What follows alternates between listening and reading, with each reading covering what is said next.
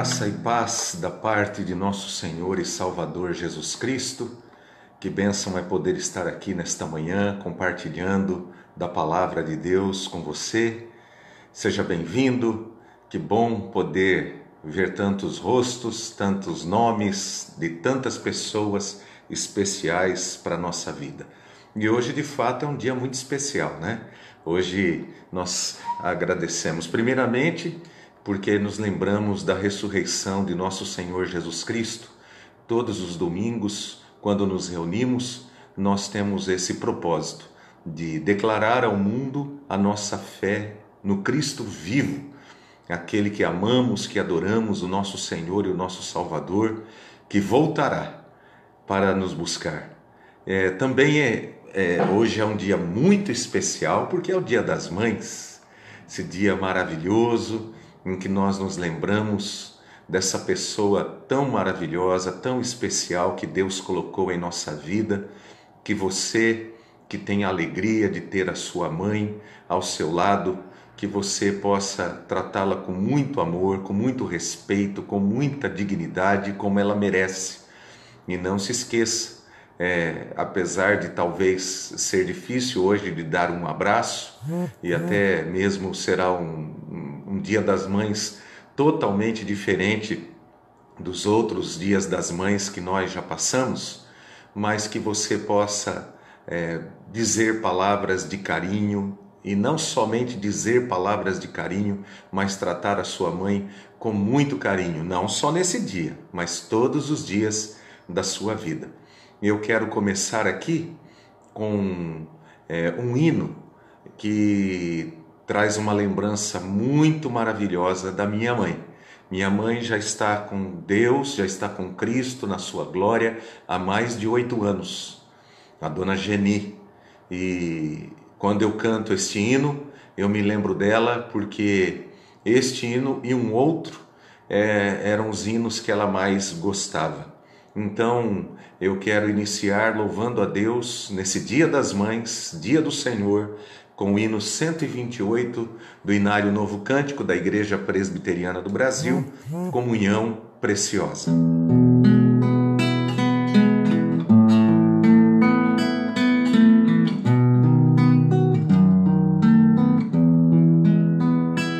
Preciosas são as horas na presença de Jesus, comunhão deliciosa da minha alma com a luz.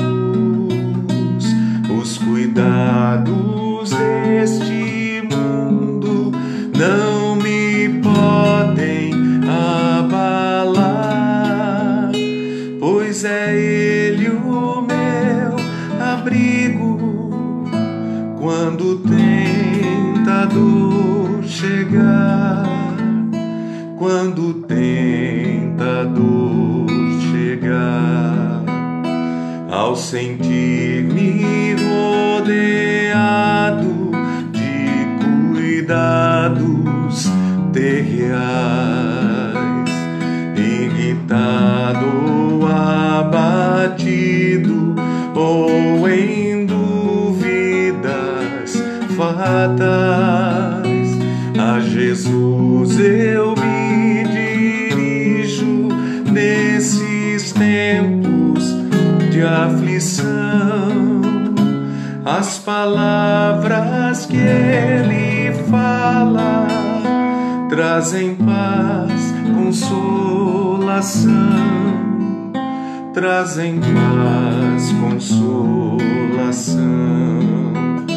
Se confesso meus temores, toda minha imperfeição, Ele escuta com paciência essa triste confissão.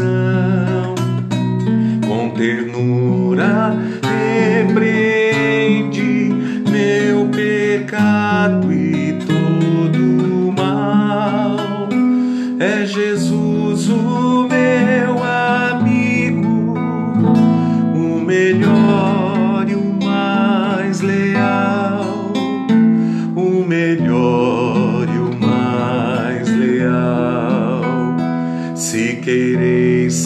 saber quão doce é a divina comunhão. Podereis muito bem prová-la e tereis compensação. Procurai estar sozinhos em conversa com Jesus. Provareis na vossa vida o poder que vem da cruz, o poder que vem da cruz.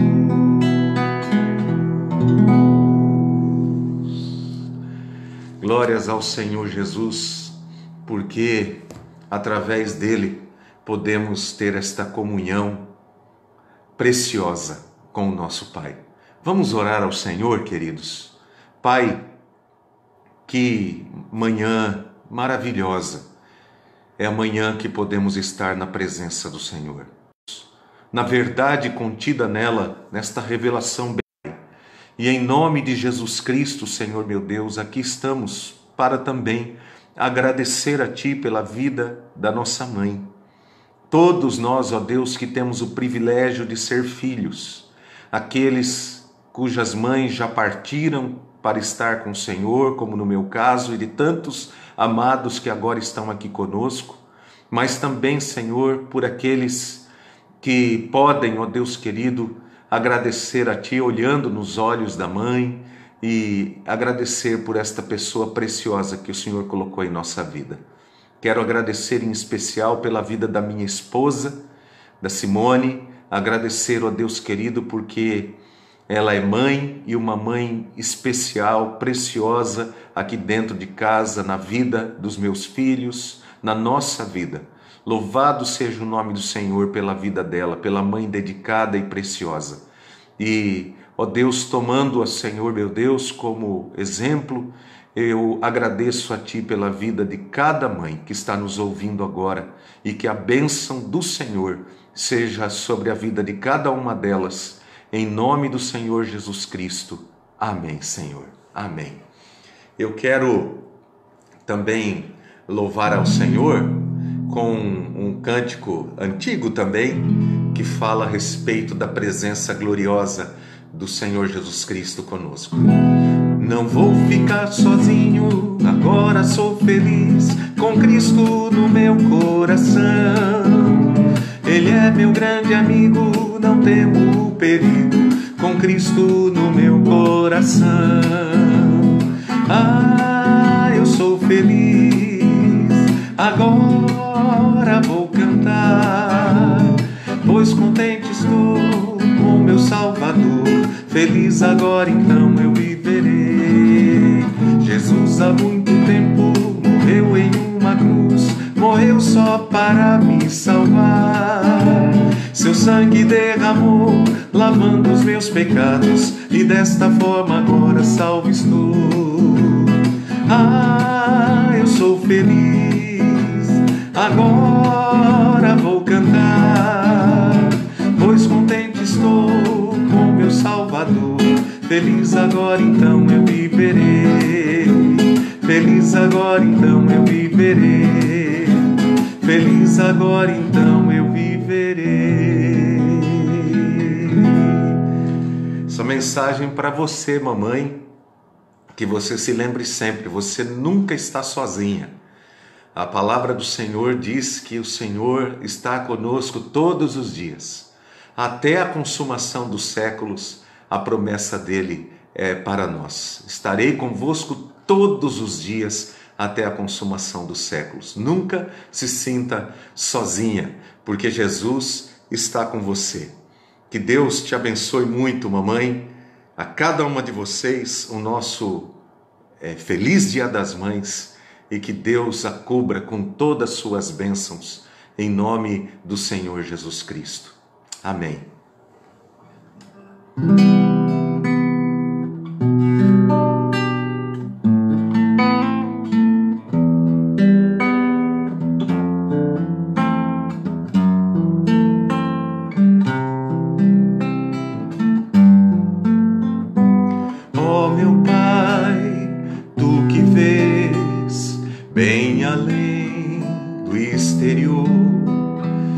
dentro em mim, sabes como eu sou.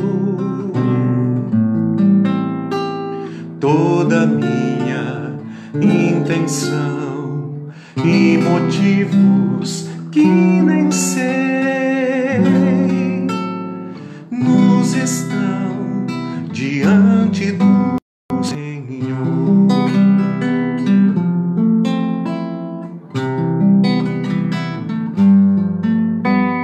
Meu papai, tu que lês todo meu interior, grava-me sob o teu amor,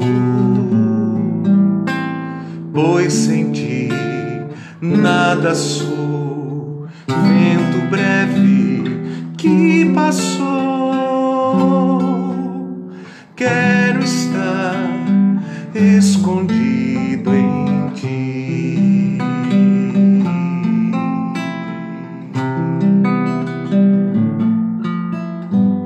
Meu papai, tu que lês todo meu interior, guarda-me sob o teu amor,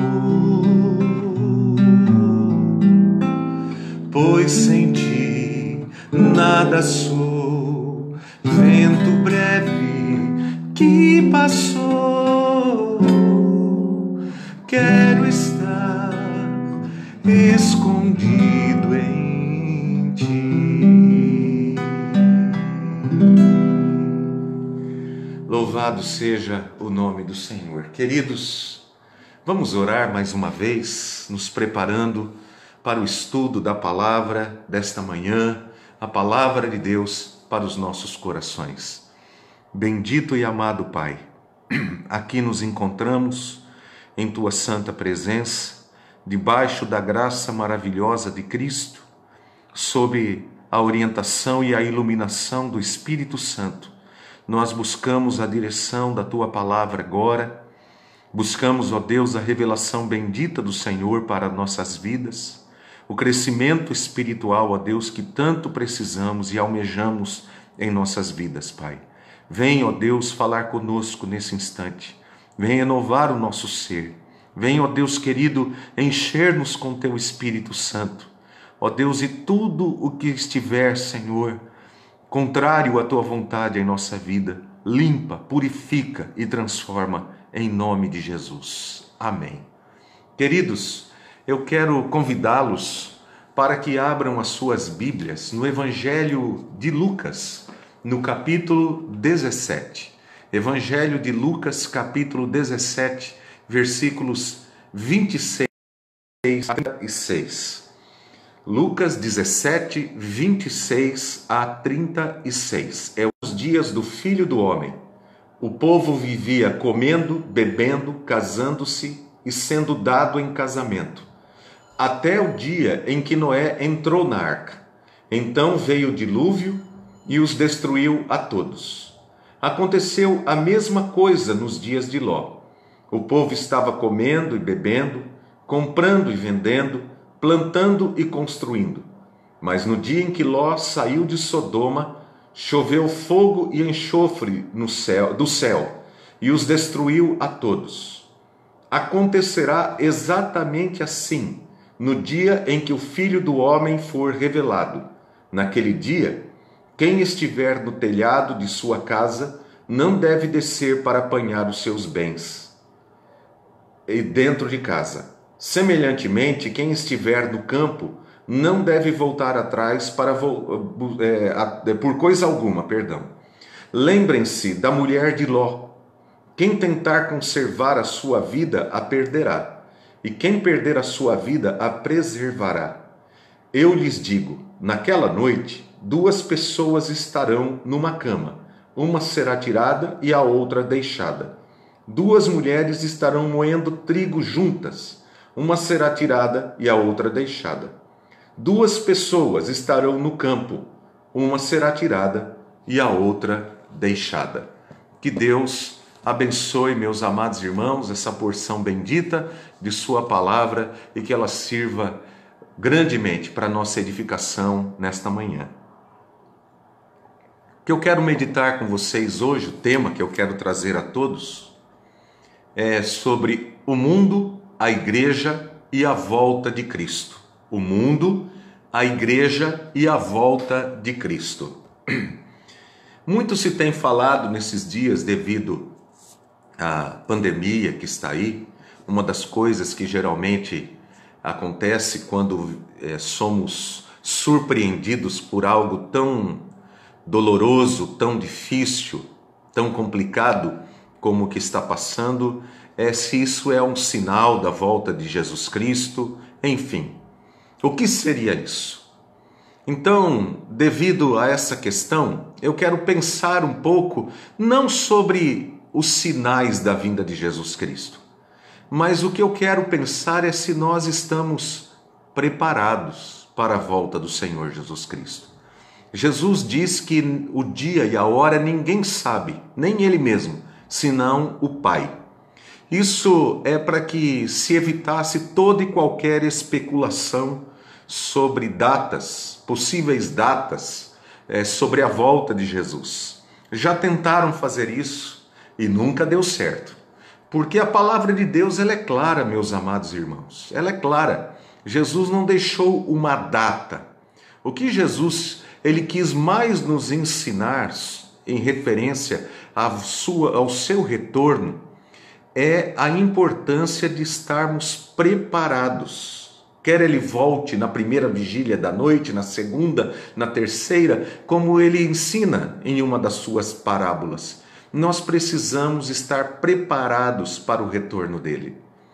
William Hendrickson, que foi um grande comentarista bíblico, que escreveu um dos livros mais maravilhosos sobre o Apocalipse, chamado Mais do que Vencedores, excelente livro, que vale a pena ler aquele livro maravilhoso, porque aquele livro ele ajuda muito a gente a entender de fato muitas coisas que estão ali reveladas no Apocalipse e que muita gente distorce, né? E por não entender às vezes até zomba, né? A falta de compreensão, mas é assim mesmo, né? William Hendrickson ele fala sobre 3 atitudes que as pessoas terão antes da volta de nosso Senhor Jesus Cristo. A primeira atitude ele chama de indiferença, aqueles que serão indiferentes, aquelas pessoas, os ímpios, os ateus, os zombadores, uma atitude indiferente para com a volta de Cristo. Uma outra atitude, uma segunda atitude, ele chama de ansiedade. Pessoas que estarão ansiosas, né? Diante de tudo que estará acontecendo antes do retorno de nosso Senhor Jesus Cristo. E por fim ele fala de uma terceira atitude, que é a atitude do discípulo de Jesus. A atitude daquele que crê na palavra do Senhor, daquele que tem um compromisso com Cristo e com a sua palavra. Uma atitude de fidelidade, como aquelas noivas, né, que a palavra do Senhor diz, da parábola das noivas prudentes, né, que estavam com o azeite ali nas suas lanternas, esperando o retorno do seu noivo, né? Então, a atitude de fidelidade, atitude sóbria, esperando, aguardando a volta do Senhor Jesus Cristo. Então, 3 atitudes apresentadas por William Hendrickson: indiferença, ansiedade e fidelidade. Aqui no texto que nós lemos de Lucas, capítulo 17, versículos 26 a 36, Jesus ele estava conversando com seus discípulos, como nós podemos ver no versículo 22, onde está escrito assim: depois disse aos seus discípulos: chegará o tempo em que vocês desejarão ver um dos dias do Filho do Homem, mas não verão. Vocês desejarão ver, mas não verão. É como se Jesus estivesse dizendo o seguinte aqui: vai chegar um tempo que vocês vão querer muito no coração de vocês que eu esteja aqui fisicamente, mas eu não estarei aqui fisicamente com vocês. Essa é uma palavra dirigida diretamente aos discípulos, tá bom? Não é uma palavra para nós hoje. É uma palavra que Jesus se dirigiu primeiramente ao grupo dos apóstolos que estavam ali, né? Diante das perseguições e dos sofrimentos que lhes seriam impostos, e a ausência física da presença de Jesus faria com que aqueles amados irmãos sentissem o desejo de que Cristo estivesse presente ali fisicamente com eles, como naqueles dias maravilhosos em que eles estiveram fisicamente com o Senhor Jesus Cristo. Mas é importante entender, meus amados irmãos, ainda que Cristo não esteja fisicamente aqui conosco, Jesus Cristo está espiritualmente aqui conosco através do seu Espírito Santo. Jesus Cristo está sempre conosco e nós precisamos crer, tomar esta verdade pela fé. É uma verdade inquestionável a presença de Cristo através do Espírito Santo. John MacArthur, um outro comentarista bíblico, pregador da palavra do Senhor, americano, ele falando sobre este versículo 22, ele diz que este versículo sugere um anseio pelo retorno de Cristo para que as coisas sejam corrigidas. Se Jesus estivesse aqui, as coisas seriam corrigidas. Me lembra a palavra de Marta e de Maria depois da morte de Lázaro. Se o Senhor estivesse aqui, nosso irmão não teria morrido. A presença de Jesus é uma presença transformadora. A presença de Jesus é uma presença que traz elucidação para as coisas, clareza para as coisas, revela as coisas como elas realmente são e traz paz ao coração daqueles que estão sofrendo. Então Jesus começa, depois dessa expressão, desta palavra, Jesus começa a discorrer sobre o seu retorno. E ele vai nos dizer como será os dias antes da sua vinda, do seu retorno. Primeiramente, ele diz no versículo 26 que será como nos dias de Noé. Vamos pensar como era o mundo nos dias de Noé. Como foram os dias de Noé? A história de Noé está registrada em Gênesis, lá no livro de Gênesis, o primeiro livro da Bíblia, a partir do capítulo 5, você já começa a ver Noé aparecendo ali na história bíblica, mas daí se desenvolve mais a partir do capítulo 6. E no capítulo 6 vai dizer que nos dias de Noé, versículo 11, a terra estava corrompida aos olhos de Deus e cheia de violência. A terra estava corrompida aos olhos de Deus e cheia de violência. Daí no versículo 12 vai dizer assim: toda a humanidade havia corrompido a sua conduta. Então, Jesus está dizendo que antes da sua volta, o mundo estará vivendo como nos dias de Noé. A terra corrompida aos olhos de Deus e cheia de violência, e a humanidade com a sua conduta corrompida. Mas também Jesus vai dizer que será como nos dias de Ló. Aí no versículo 28 ele fala sobre isso. Quem era Ló? Ló foi sobrinho do patriarca Abraão. Abraão, aquele homem que aos 75 anos de idade foi chamado por Deus. A história de Abraão começa lá em Gênesis, no capítulo 12. Abraão é o pai de Israel, é o pai da fé, diz a Bíblia Sagrada, né? É aquele que gerou Isaque e a partir de Isaque, o filho da promessa, a nação de Israel, o Israel de Deus, a igreja do Senhor Jesus Cristo. E Ló era sobrinho de Abraão. Quando Abraão sai da sua terra e peregrina para chegar à terra que o Senhor prometeu a ele, ele leva consigo, além da sua esposa, Sara, ele leva também o seu sobrinho Ló. Então, a Bíblia Sagrada está dizendo aqui, Jesus está dizendo que assim como foi nos dias de Ló, houve um momento em que Abraão e Ló, eles se separam. Por que eles se separam? Porque eles tinham muitas ovelhas.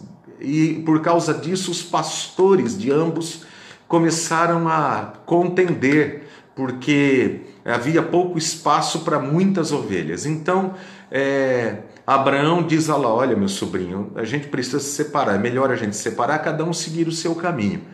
E Abraão permite a Ló que Ló escolha o local para onde Ló queria partir com as suas ovelhas e os seus pastores. E ele vai para a campina de Sodoma e Gomorra, um lugar que era um lugar muito aprazível, né? Muito bom para se criar as ovelhas devido às pastagens que havia ali naquele lugar. Só que há um problema, por causa do povo que morava nessas cidades de Sodoma e Gomorra, cidades muito conhecidas na Bíblia, tão conhecidas que há um termo que é utilizado, que fala sobre a questão da impureza, da imoralidade, que é o termo sodomia, que vem da palavra Sodoma, da cidade de Sodoma, né? E como foram os dias de Ló? A Bíblia Sagrada vai nos dizer também. Em Gênesis, no capítulo 13, versículo 13, está escrito: os homens de Sodoma, onde morava Ló com a sua família, os homens de Sodoma eram maus e grandes pecadores contra o Senhor. Eram maus e grandes pecadores contra o Senhor. Então, nos dias de Noé, havia grande corrupção e violência. E nos dias de Ló? Nos dias de Ló, diz também lá em Isaías, capítulo 3, versículo 9, fazendo ali uma analogia entre a realidade espiritual da nação israelita, vai dizer que os habitantes de Sodoma eram homens que publicavam seus pecados sem os disfarçar. Olha que coisa! Publicavam seus pecados sem os disfarçar. Era como se colocasse no jornal, né? Como se estampassem numa página de um site muito importante, como o site da UOL, vamos pensar, Terra, IG, estes sites importantes, e publicassem ali os seus pecados, né? Gostassem de mostrar para os outros: olha o que nós fazemos. Isso é tão comum nos dias de hoje, né? Em Jeremias capítulo 23, verso 14, falando ainda sobre o povo de Sodoma, diz: cometem adultério e vivem uma mentira, encorajam os que praticam o mal, para que nenhum deles se converta de sua impiedade. Para mim são todos como Sodoma. Jeremias 23, 14, esse texto. Ezequiel, profeta Ezequiel, no capítulo 16, versículos 49 e 50, também falando da realidade espiritual do povo de Deus naqueles dias que ele viveu, ele faz uma comparação também com o povo de Sodoma. Ora, este foi o pecado de sua irmã Sodoma. Ela e suas filhas eram arrogantes, tinham fartura de comida e viviam despreocupadas. Não ajudavam os pobres e os necessitados. Eram altivas e cometeram práticas repugnantes diante de mim. Então, queridos, agora eu vou unir os dois quadros que fala sobre os dias de Noé e os dias de Ló, porque Jesus está dizendo que antes da sua volta, o ser humano estará vivendo como nos dias de Noé e como nos dias de Ló. Vamos então unir os dois quadros aqui, o quadro da humanidade nos dias de Noé e o quadro da humanidade nos dias de Ló, que representam a humanidade que estará vivendo antes da volta do Senhor Jesus Cristo. Então, o que esse quadro representa? O que ele diz? Ele vai dizer que os seres humanos eram moralmente corrompidos, violentos, desavergonhados, adúlteros, mentirosos, encorajavam a prática do mal, eram arrogantes, materialistas, despreocupados em relação ao próximo, altivos, praticantes de pecados repugnantes. Esse é o quadro geral unindo a humanidade nos dias de Noé e a humanidade nos dias de Ló. Então nós podemos ver de forma geral que os dias de Noé e os dias de Ló eram bem semelhantes. Não é à toa que numa das parábolas do Senhor Jesus Cristo, ele vai fazer uma pergunta.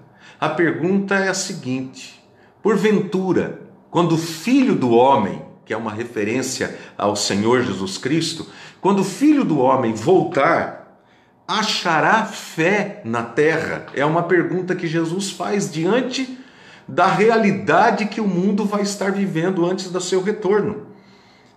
Realidade terrível de falta de fé, de falta de temor de Deus, né? E Jesus também vai falar uma outra questão importantíssima que vai estar acontecendo antes do seu retorno. Ele vai dizer assim, que por aumentar a iniquidade, o amor se esfriará.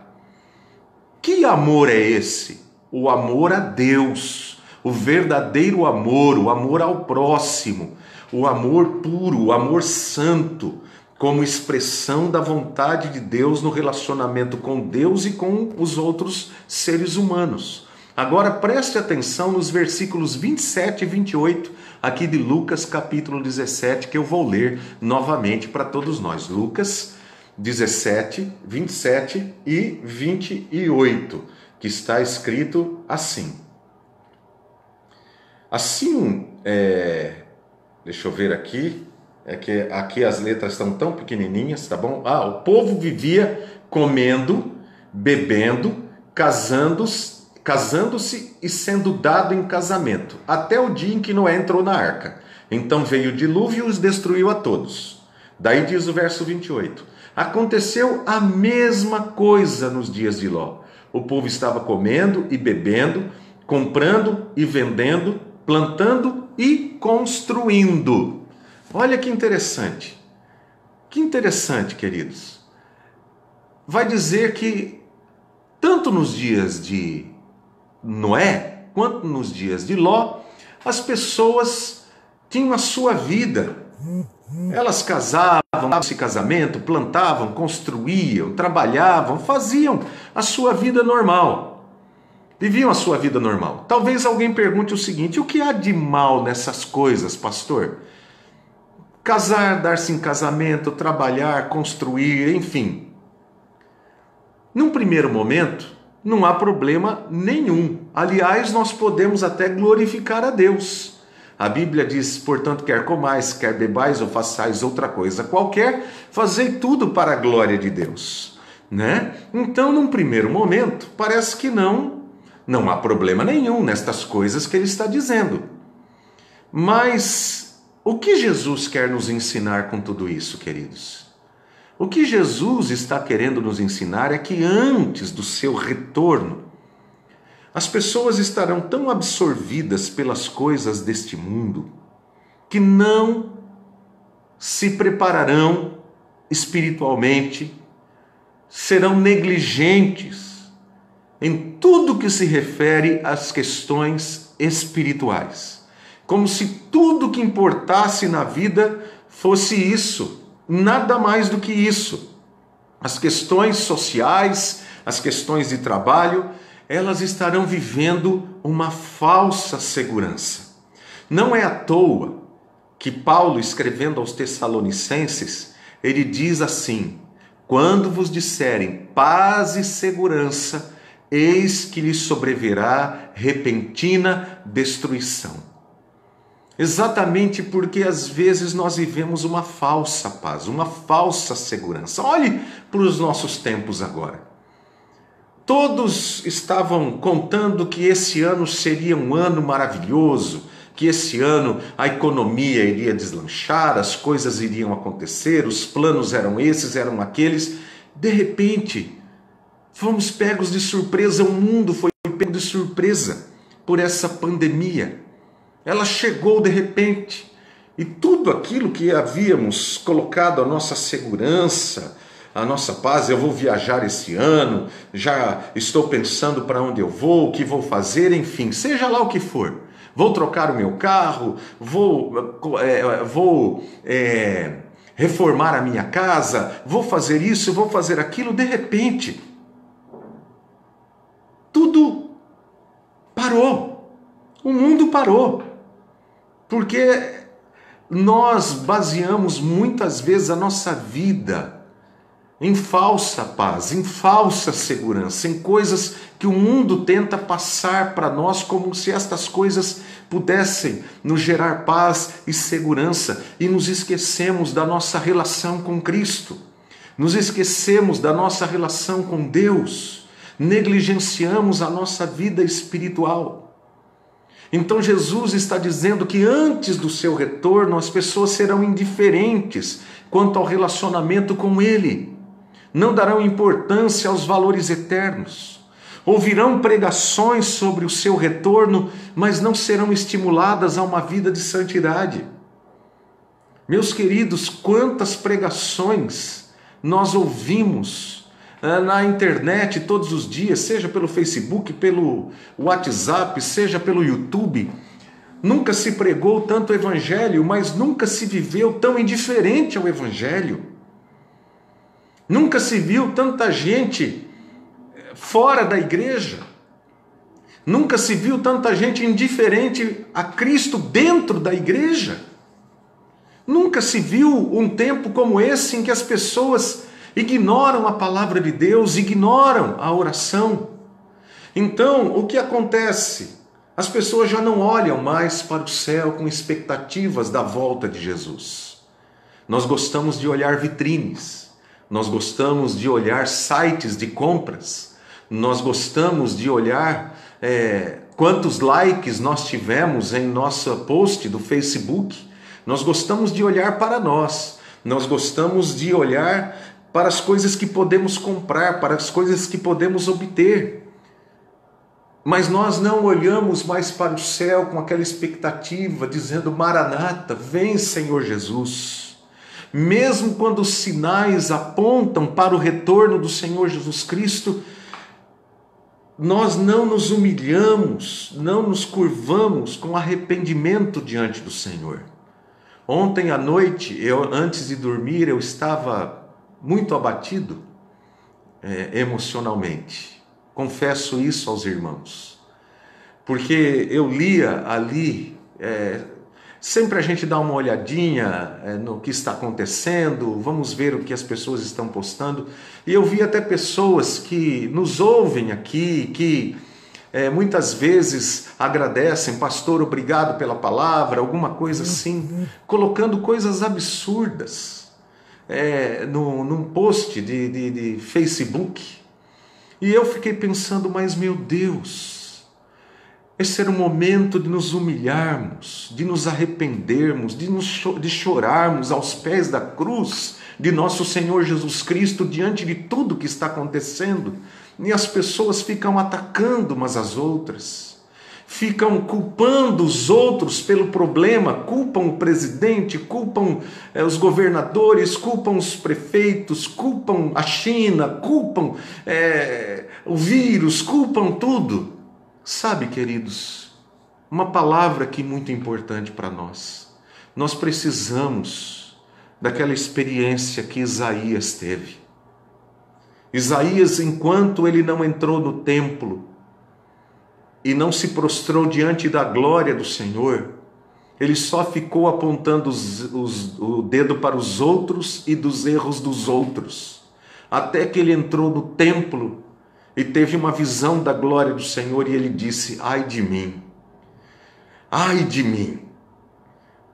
É tempo de nós pararmos e nos humilharmos diante do Senhor. Não é tempo de festa, não é tempo de fazer churrasco, não é tempo de beber cerveja, não é tempo de criticarmos os outros, atacarmos os outros. É tempo de nos humilharmos diante do Senhor. É tempo de curvarmos os nossos joelhos diante de Deus. A nossa face diante de Deus, colocarmos nosso joelho e a nossa face no pó, meus amados irmãos, e pedir a Deus, tem misericórdia de nós. É por causa dos meus pecados, é por causa dos nossos pecados. Quem sou eu para ficar apontando o dedo para os outros? Quem sou eu? Queridos, quando nós nos humilharmos, quando nós voltarmos a nossa face para o Senhor e buscar a Deus humildemente, e parar de fazer críticas, acusações, condenações, e nos humilharmos e pedirmos a Deus, nos perdoe, Senhor, nós pecamos, eu pequei, é por causa de mim, é por causa de todos nós que essa situação está aí. Não importa de onde veio esse vírus, de onde veio essa situação, todos nós estamos no mesmo barco, sofrendo. Deveríamos chorar e nos humilhar diante do Senhor e clamar aos céus pela misericórdia de Deus, para que Deus nos atenda, para que Deus tenha misericórdia de nós, para que o Senhor olhe para nós com graça, com misericórdia e nos perdoe. Porque, queridos irmãos, queridos e amados irmãos, só o Senhor tem poder de mudar essa condição que estamos vivendo. E como filhos de Deus, eu creio que é isso que Ele espera de nós, que nós nos humilhemos diante dEle, que nós peçamos a Deus, nos perdoe, Senhor, nos perdoe, meu Deus. Queridos, antes de Sodoma e Gomorra serem destruídas pelo fogo que desceu do céu, o Senhor enviou anjos até Abraão. E Deus ali, através dos anjos, conversou com Abraão. Disse a Abraão o que estava para acontecer. E sabe o que Abraão fez? Abraão não ficou apontando o dedo para Sodoma e dizendo: ah, Senhor, o rei de Sodoma, ah, Senhor, o prefeito de Sodoma, ah, Senhor, o governador de Sodoma, de Gomorra, aquele povo, olha, eles fazem realmente tal coisa, e xingando, e falando isso, e falando aquilo. Não, queridos, como pai da fé, sabe o que Abraão fez? Abraão se curvou diante do Senhor e clamou em favor daquelas cidades e pediu a Deus misericórdia. E ele fala ali uma das coisas mais importantes que nós temos na Bíblia para nós que somos crentes, porque é o pai da fé, o nosso pai da fé, Abraão. Deveríamos aprender com ele. Ele falava: Senhor, se tiver 50 justos lá. E o Senhor dizia para ele: por amor aos 50 eu não destruirei. E se tiver 40, Senhor? E se tiver 30, Senhor? E ele clamando diante de Deus, para que Deus não destruísse, para que Deus tivesse misericórdia, apesar daquelas cidades serem tão terríveis, tão pecaminosas, queridos. Mas sabe, me parece que às vezes a gente está mais parecido com os cristãos de Laodiceia, daquela carta que foi escrita com tanta tristeza no coração do Senhor Jesus Cristo, escrevendo ao anjo da igreja em Laodiceia, escreve. E ele diz: vocês são mornos, vocês não são frios nem quentes, vocês não sentem nada, vocês não reconhecem, ficam aí no meio sem ter uma reação que os leve a tomar uma atitude que revele a fé e a vida de vocês comigo. Queridos, será que nós estamos vivendo esse tempo? O tempo dos crentes de Laodiceia? Será que nós somos mornos, indiferentes ao que está acontecendo, preocupados apenas em dar a nossa opinião, em falar o que nós pensamos, em fazer isso, em fazer aquilo, sem nos humilharmos diante do Senhor e clamarmos aos céus? Jesus está nos advertindo: antes da minha volta, o mundo estará como nos dias de Noé e como nos dias de Ló. Nos dias de Noé, aponta para o seguinte, preste atenção agora, é importante aqui. Noé foi chamado por Deus quando tinha 480 anos. 20 anos depois, Noé gerou seu primeiro filho. Noé estava com 500 anos quando gerou seu primeiro filho. 100 anos após o nascimento de Sem, que foi o primeiro filho de Noé, veio o dilúvio. Noé então estava com 600 anos quando veio o dilúvio. E saiba do seguinte, durante 120 anos, Noé esteve construindo a arca. 120 anos, desde quando Noé começou a construir a arca. Noé estava testemunhando, quando ele começou a construir a arca, os habitantes, os seres humanos que habitavam a arca, vinham e perguntavam, o que é isso que você está fazendo? Estou construindo uma arca, Deus mandou eu construir uma arca que vai vir um dilúvio, vai vir muita chuva e vai destruir a terra, por causa do pecado, por causa dos nossos pecados. E o povo dizia, você está louco, Noé? Nem chove, a água que sobe e o orvalho que desce, né? Nunca choveu, você está louco, isso daí não vai acontecer. Olha o que eu estou dizendo, e Noé pregando, cada prego que colocava ali na arca, cada tábua que colocava ali na arca, ele estava testemunhando, olha, o juízo virá, se arrependam, Deus vai enviar o juízo, acordem, voltem para Deus. E a Bíblia está dizendo até o dia em que a porta da arca se fechou. E somente foram salvos Noé, a sua família e um casal de cada animal que estava ali. E nos dias de Ló? Deus permitiu que Ló vivesse na cidade de Sodoma. Ele permitiu que Ló morasse ali. E ali Ló testemunhou a sua fé e o seu compromisso com Deus. A Bíblia chama o justo Ló, vivendo a sombra ali, aquelas cidades vivendo a sombra do justo Ló. Ló recebeu anjos em sua casa, que saíram lá daquela reunião de oração ali com Abraão e foram para a cidade de Sodoma, para anunciar a destruição, para anunciarem a Ló que Ló deveria sair de lá, que Deus haveria destruir aquela cidade. Os habitantes da cidade, quando os anjos entraram na casa de Ló, os habitantes da cidade eram tão depravados que eles quiseram abusar dos anjos, que estavam ali personificados como se fossem seres humanos. Mas aqueles anjos, após impedirem aqueles homens de qualquer ação, rapidamente tiram a família de Ló daquele lugar. Está registrado em Gênesis 19, de 12 a 16. Eu vou ler para você acompanhar. Gênesis 19, de 12 a 16. Os dois homens perguntaram a Ló, eram os anjos, tá? Você tem mais alguém na cidade? Genros, filhos ou filhas ou qualquer outro parente? Tire-os daqui, porque estamos para destruir este lugar. As acusações feitas ao Senhor contra este povo são tantas que ele nos enviou para destruir a cidade. Então Ló foi falar com seus genros, os quais iam casar-se com suas filhas, e lhes disse: saiam imediatamente deste lugar, porque o Senhor está para destruir a cidade. Mas eles pensaram que ele estava brincando. Olha aí. Ao raiar do dia, os anjos insistiam com Ló, dizendo: depressa, leve daqui sua mulher e suas duas filhas, ou vocês também serão mortos quando a cidade for castigada. Tendo ele hesitado, os homens o agarraram pela mão, como também a mulher e as duas filhas, e os tiraram dali à força, e os deixaram fora da cidade, porque o Senhor teve misericórdia deles. Olha só o que está dizendo, eles foram salvos aos 45 minutos do segundo tempo, como a gente costuma dizer, porque os anjos arrancaram eles de lá à força, né? Arrancaram eles de lá à força. Qual a diferença nos dois casos, queridos? Qual a diferença que nós temos aqui dos dias de Noé e dos dias de Ló?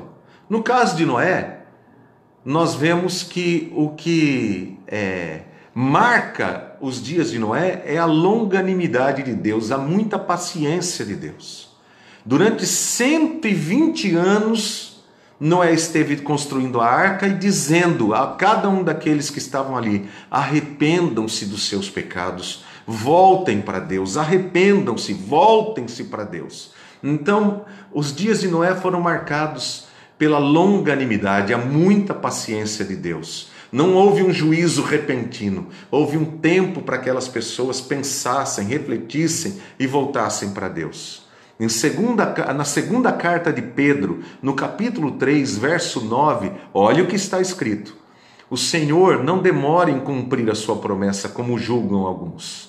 Pelo contrário, Ele é paciente com vocês, não querendo que ninguém pereça, mas que todos cheguem ao arrependimento. Por quê? Porque diz que antes da volta do Senhor Jesus Cristo, aparecerão escarnecedores, zombadores, dizendo: onde está a promessa da sua vinda? E daí a palavra de Deus vai dizer assim: olha, não esqueçam que, como foi nos dias de Noé, que Deus também teve muita paciência, e as pessoas não se arrependeram até que veio o dilúvio. Então vocês que estão aí zombando, que não estão acreditando, eu quero dizer, olha, Deus está tendo paciência com vocês, mesmo com vocês que estão zombando da palavra de Deus. Deus está sendo paciente, Ele está dando tempo para que vocês acordem, despertem, reconheçam que Ele vai voltar. Porque quando Ele voltar, não haverá mais tempo para ninguém, como foi nos dias de Noé. A arca será fechada. Já no caso de Ló, o que acontece? A destruição, o juízo de Deus foi repentino. Não houve tempo mais para que aquelas pessoas da cidade de Sodoma e Gomorra pudessem pensar na vida e ver o que iriam fazer. Elas não tiveram uma outra oportunidade. Em 2 Pedro, no capítulo 3, verso 10, também fala dessa outra característica da volta do Senhor Jesus Cristo. Diz assim, 2 Pedro 3,10: o dia do Senhor, porém, virá como ladrão. Os céus desaparecerão com um grande estrondo. Os elementos serão desfeitos pelo calor, e a terra e tudo que nela há será desnudada. Olha só o que está dizendo, será como ladrão. Jesus também alertou sobre isso, né? E ele vai dizer numa das suas parábolas que se a família soubesse, o dono da casa soubesse a hora que o ladrão viria, ele se prepararia para a hora que o ladrão estaria chegando e a casa não seria assaltada. Mas ninguém sabe a hora que o ladrão virá.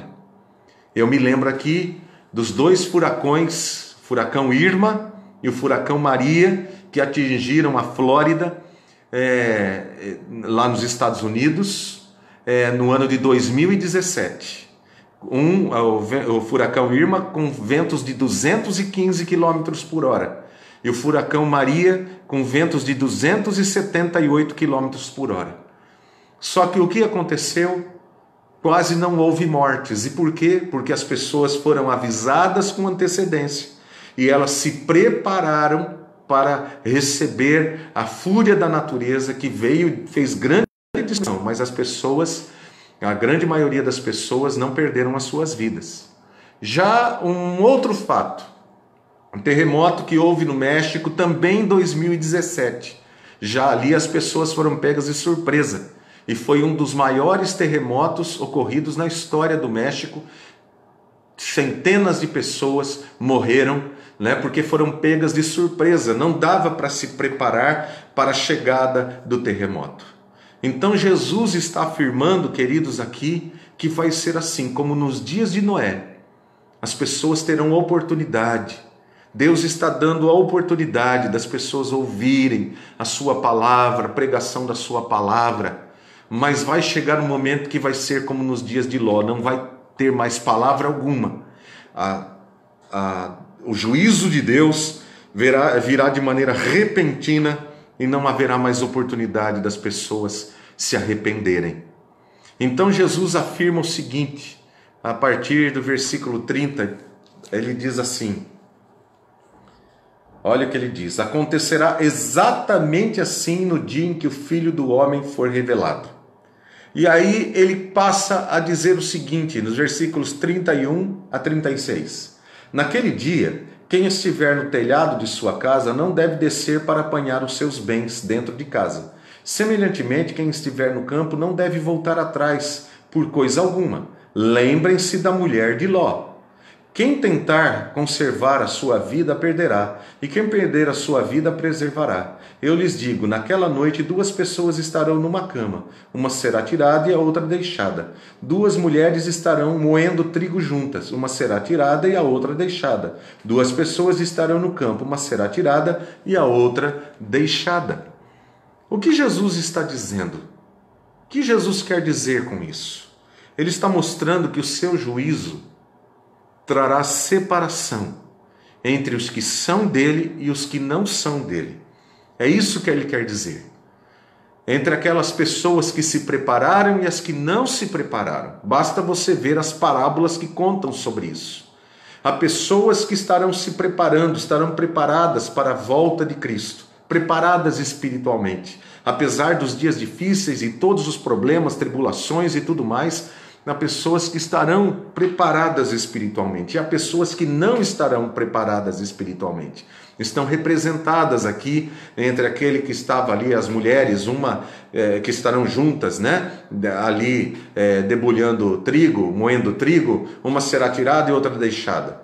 Então, são exemplos que Jesus dá aqui, analogias que Jesus faz para dizer, olha, preparem-se, você vai estar entre aqueles que ficarão ou entre aqueles que estarão com o Senhor, porque virão os anjos dos 4 cantos da terra, diz a palavra do Senhor, e eles farão a colheita daqueles que são do Senhor, que estarão para sempre com Ele, e aqueles que não são do Senhor, que não levaram a sério a palavra de Deus, que não se arrependeram dos seus pecados, não se humilharam diante do Senhor, não se voltaram para Cristo, esses serão deixados. E outra questão que Jesus está ensinando é que ninguém poderá fugir do juízo de Deus. Não há como fugir do juízo de Deus. Assim como foi nos dias de Noé, e assim como foi nos dias de Ló, ninguém pôde fugir do juízo de Deus. E ele deixa um exemplo claro aqui para nós, que é o exemplo da própria mulher de Ló. Por quê? Porque vocês se lembram, os anjos vêm e dizem para Ló, você tem família aqui, sua mulher, suas filhas, seus genros? Falem para eles vir rapidamente. Os genros não levam a sério a palavra, eles ficam. Eles ouviram a palavra, mas não creram nela, acharam que era brincadeira e ficaram lá. E não foram com Ló, e não foram salvos com Ló e com suas filhas. E o texto diz que a mulher de Ló também foi arrancada ali rapidamente. E os anjos disseram, não olhem para trás. E a mulher de Ló, ela olhou para trás. Por que ela olhou para trás? Porque ela amava aquela vida que ela estava deixando. As coisas que ela tinha, as riquezas que ela tinha, a vida que ela tinha ali, ela não queria abandonar, o seu coração estava ali. Ela não queria ir com os anjos, ela queria ficar lá. Então, queridos irmãos, aqueles que amam a sua vida aqui, é isso que está dizendo o texto da palavra do Senhor, quando diz assim, versículo 32, lembrem-se da mulher de Ló, e o 33, quem tentar conservar a sua vida, a perderá, e quem perder a sua vida, preservará. Ela não conseguiu abrir mão no seu coração, ela não conseguiu abrir mão daquela sua vida, ela amava aquela vida que ela tinha ali, e ela não queria abandonar aquela vida, ela não queria ir com o Senhor. Ninguém irá para a glória de Deus, ninguém irá com Cristo se não tiver o coração em Cristo. Ninguém subirá com o Senhor, ninguém será recolhido pelo Senhor se não tiver o seu coração no Senhor. Aqueles que têm o seu coração aqui ficarão aqui, porque onde estiver o teu tesouro, ali estará o teu coração. É o que diz a palavra do Senhor. Quem não consegue abrir mão dos seus bens, da sua vida, dos seus prazeres neste mundo, jamais entregará o seu coração inteiramente ao Senhor. Não estará preparado para quando Cristo voltar. E não irá com Cristo. É o que diz a palavra do Senhor. Então Jesus Cristo, ele é claro ao nos dizer estas coisas, meus irmãos. Basta conhecermos um pouco da palavra de Deus. Não precisamos ter um conhecimento vasto de teologia, sentar num curso de teologia, como muitas pessoas pensam hoje. Nós precisamos ler os livros dos grandes teólogos para entender as grandezas de Deus. Se você puder ler, amém. Louvado seja Deus. É bom, é muito bom. Mas eu vou dizer uma coisa aos irmãos, nós teremos muitas surpresas no final. muitos teólogos ficarão e não irão com o Senhor, porque não creem mais na Bíblia Sagrada, creem na teologia escrita pelos homens, nas opiniões humanas, que muitas vezes distorcem, e alguns até nem creem na volta do Senhor Jesus Cristo mais. Distorcem as palavras do Senhor. Quantos teólogos, grandes teólogos, considerados aí, pelos universitários, teólogos universitários, que nem sequer reconhecem mais a verdade da palavra de Deus, que ignoram a palavra do Senhor e que ensinam isso nas cátedras, dizendo, isso daqui não é para nós hoje, não, isso daqui não é bem assim, e distorcem a palavra do Senhor. Mas Jesus Cristo disse, meus amados irmãos, que Ele vai voltar, e nós precisamos estar preparados para quando Ele voltar. Eu não estou dizendo que Cristo vai voltar hoje ou amanhã, porque eu não sei quando Ele vai voltar. Ele disse, isso cabe ao meu Pai. Então nós não podemos marcar uma data para o retorno do Senhor Jesus Cristo. Todos que o fizeram contrários à palavra do Senhor e falharam e caíram no ridículo. Mas Jesus Cristo está dizendo que Ele vai voltar. E quando Ele voltar, nós estaremos preparados. Então Ele está dizendo aqui que antes do seu retorno, a humanidade estará vivendo como nos dias de Noé e como nos dias de Ló. Nós estamos vivendo dias assim. Não há dúvidas que estejamos vivendo dias assim. Dias de imoralidade, dias de falta de fé, de falta de respeito, dias de violência, dias de muitas mentiras, de materialismo, dia de arrogância, da prática do mal, de gente despreocupada, de gente que fala tantas coisas sobre Deus, mas que não tem vida com Deus. Queridos, que Deus tenha misericórdia de nós. Que esse tempo, como eu já disse aqui no nosso estudo, seja um tempo para nós refletirmos em nossa vida com Deus e nos humilharmos, pararmos de apontar os dedos para os erros dos outros e perguntar, Senhor, eu estou me preparando, eu estou preparado para o seu retorno? Como está a minha vida com Deus? Como está o meu compromisso com Jesus? Como está o meu compromisso com a igreja do Senhor Jesus Cristo? Ao invés de ficar julgando, volte-se para Deus de todo o coração.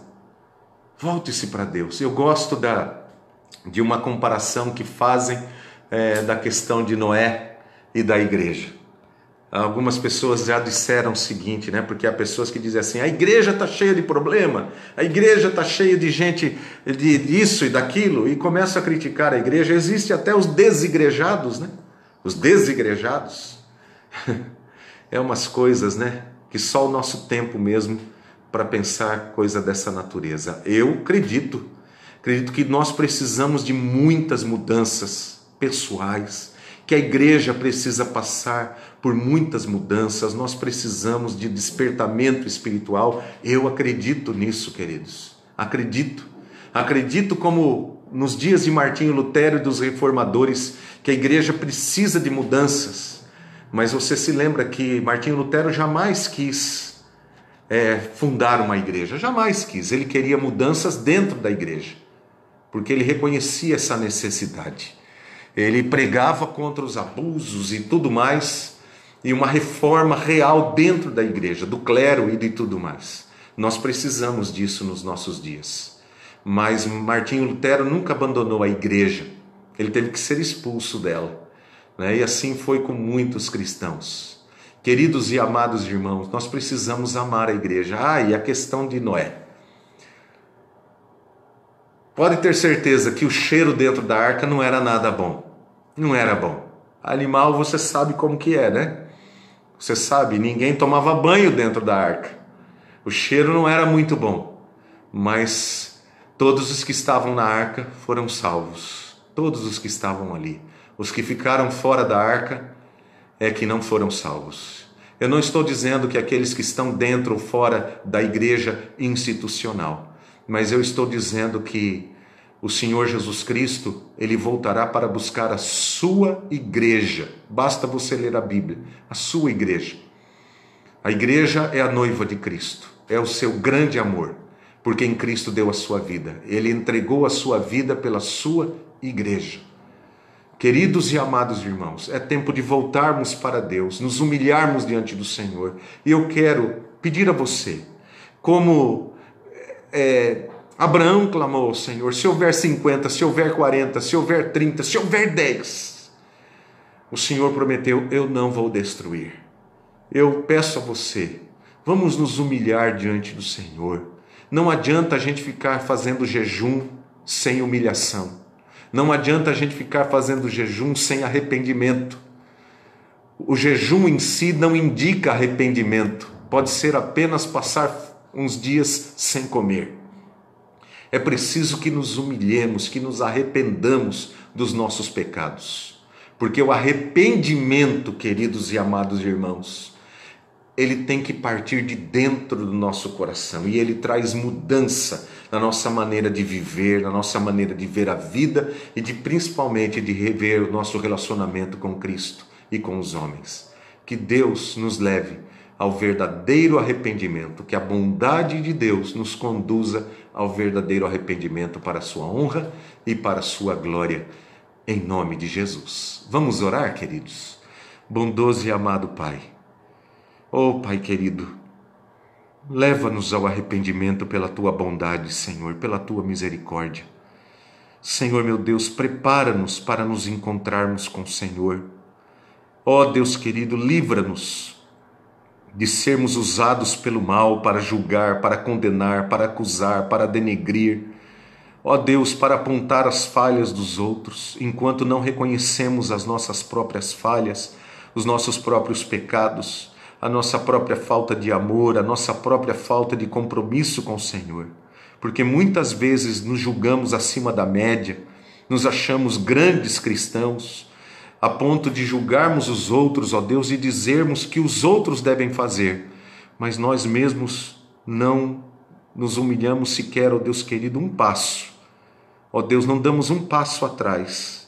Pedimos que o Senhor nos perdoe, que o Senhor tenha misericórdia de nós, que o Senhor perdoe, ó Deus querido, os pecados da nossa nação, que o Senhor perdoe os pecados do nosso mundo, os nossos pecados, como seres humanos, como igreja, como pessoas, ó Deus, como famílias. Perdoa os nossos pecados, tem misericórdia de nós e traga, ó Deus, transformação, libertação, cura, que nós tanto precisamos, Pai.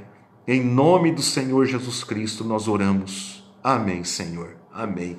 Que Deus nos abençoe, meus amados. Eu quero convidá-los para o nosso culto hoje à noite, às 7 horas da noite, através do YouTube, tá bom? O endereço nós sempre estaremos colocando aqui, o endereço da Segunda Igreja Presbiteriana de São José do Rio Preto. Nós disporemos aqui no Facebook para os irmãos, para que os irmãos possam acompanhar conosco, tá bom? E quero agradecer todas as felicitações. Hoje estou fazendo 53 aninhos, louvado seja o nome do Senhor. Agradeço muito a Deus, por mais um ano de vida que também Ele me dá. Que o Senhor use a minha vida e faça de mim um instrumento para a sua honra e para a sua glória. E quanto tempo Ele ainda quiser me dar, eu quero me inclinar e me humilhar na presença dEle, que Ele me dê um coração de servo para a honra e para a glória do seu santo nome. Eu quero também convidar você, na quarta-feira nós teremos uma palestra especial em nossa igreja, com 2 advogados, 2 irmãos nossos na fé, que estarão falando em nossa igreja. Você pode acompanhar pelo YouTube, tá bom? Eles estarão falando um pouco sobre os nossos direitos como cidadãos brasileiros num momento como esse, em que o que nós podemos fazer como cidadãos? A questão se nós temos direito a fazer algum acordo na questão do aluguel, das contas que temos a pagar, quais são os nossos direitos como cidadãos. Então, na quarta-feira, às 8 horas da noite, eles estarão falando lá na nossa igreja e nós estaremos transmitindo, tá bom? Para que vocês possam ouvir, e levantar perguntas também. Nós vamos ver algumas perguntas e passar para eles ali, que eles estarão respondendo ao vivo ali para nós estas perguntas. Tá bom, queridos? A Deus abençoe a todos vocês, um excelente domingo, que o Senhor os abençoe e os guarde, que o Senhor faça resplandecer o rosto dele sobre nós e nos dê a sua paz. Um beijo a todos, até às 7 horas, se Deus assim permitir. Feliz Dia das Mães!